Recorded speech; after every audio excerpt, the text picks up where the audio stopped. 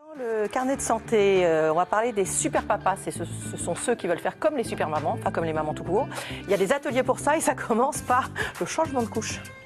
Un exercice qui se révèle moins simple qu'il n'y paraît pour ses futurs pères. Est-ce que j'étais en train de penser Il y a 8 jours féminin, fais gaffe. Je me mettrais un petit 4 sur 10 quand même.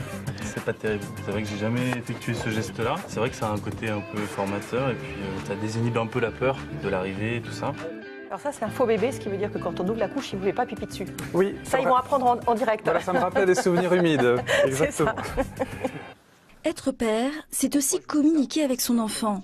Pour ces nouveaux papas, l'éducation positive est une priorité. C'est tout dans la parole, la compréhension de l'enfant, vraiment qu'on a retenu, de ne pas dire non à l'enfant.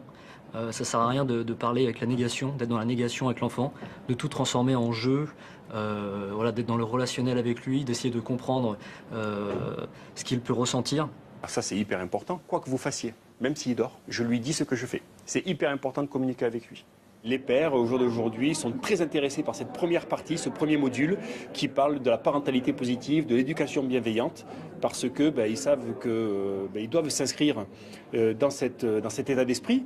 Ils ne savent pas forcément par où commencer, donc ils viennent à l'atelier Futur Papa pour obtenir des règles, des trucs, des astuces, des moyens, des techniques qui leur permettent de s'inscrire dans cette parentalité-là. Plus attentionnés et plus investis, les nouveaux pères revendiquent leur place pour une parentalité mieux partagée.